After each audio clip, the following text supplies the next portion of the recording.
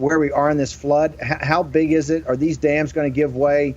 Is this a big a tragedy as it looks like for the Chinese people as it potentially could be?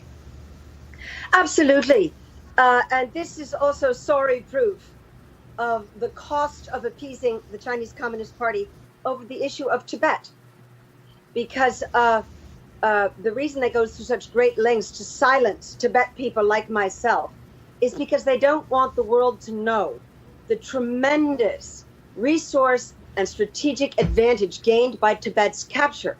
And I see this is the map of Tibet that shows the 9 great rivers of Asia all come from the Tibetan Plateau. And that is historical Tibet. When the CCP invaded Tibet and Xinjiang 50-51, while the Korean War was going on, so the world didn't notice, it doubled the size of the People's Republic of China's landmass. And as you can see, there's the 4 rivers that come from eastern Tibet and the 5 from western Tibet. And the Yangtze and the Yellow originate and go right through China, originate from Tibet. And the Three Gorges Dam project was started in 1995. It had grants from the World Bank. It had support from General Electric. Everybody pitched in. We were screaming about it. It's built on a seismic fault. It's creating terrible silt and sedimentation and other disruption of aquatic life. And in almost burst about 5 years ago.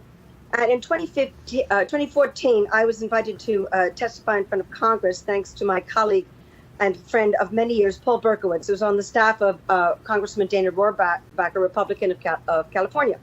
A packed house at the Rayburn Building. There were military men, there were scientists, there were diplomats, and I showed the maps, the aerial maps, everything about the massive hydro dam construction that's been going on in Tibet for 20 years, since Shibu Dai 5 in 2000, development of the western regions.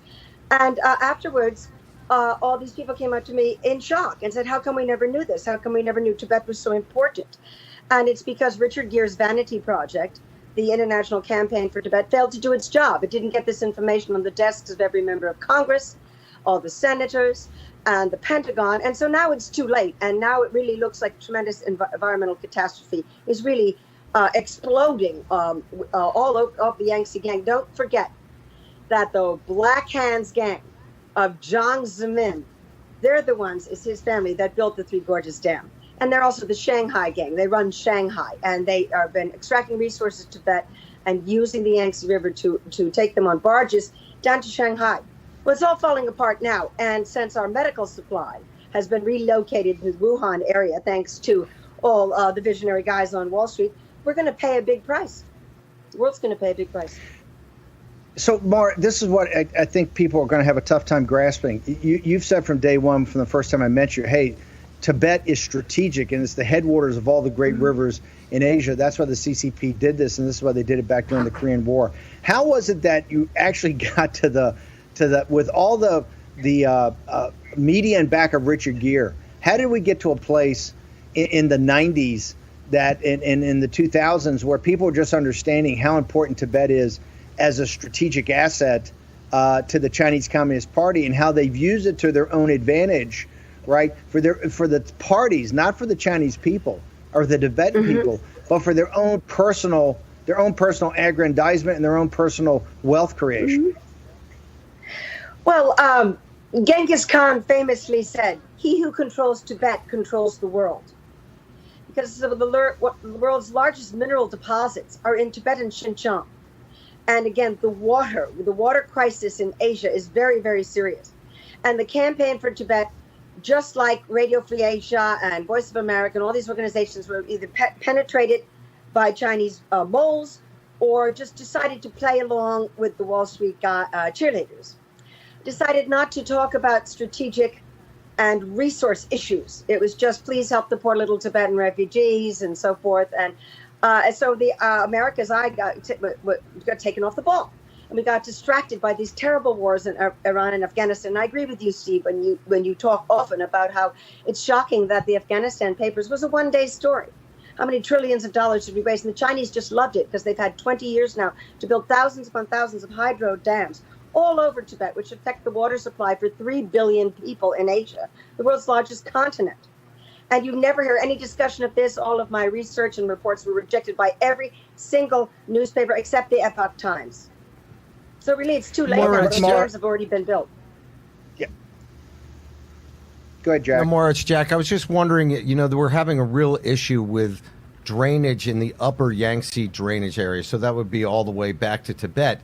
And I'm wondering, are you hearing any reports in that area of dam failures, things like this? Because we know from 1998 when they had the problems, what happened was cascading events. One dam fails, the next one down the river fails, things like that.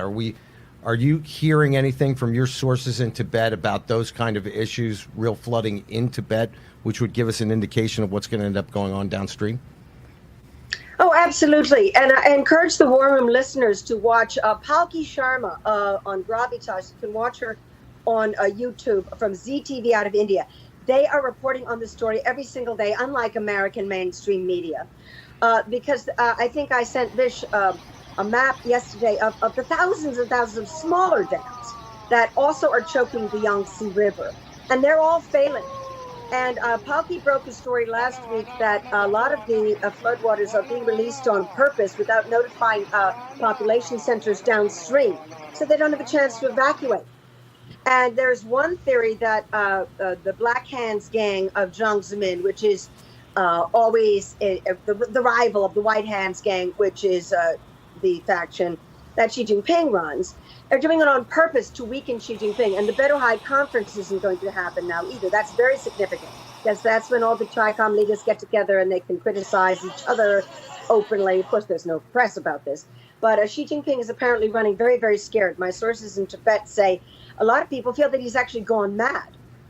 And so there's a complete breakdown of leadership in China. And you still see the cheerleaders in the Wall Street Times and the Washington Post talk about it, what a terrific job they've done getting it all together. Well, that's not true at all. Asian media is covering this far better than Western media, but that's always the case with China.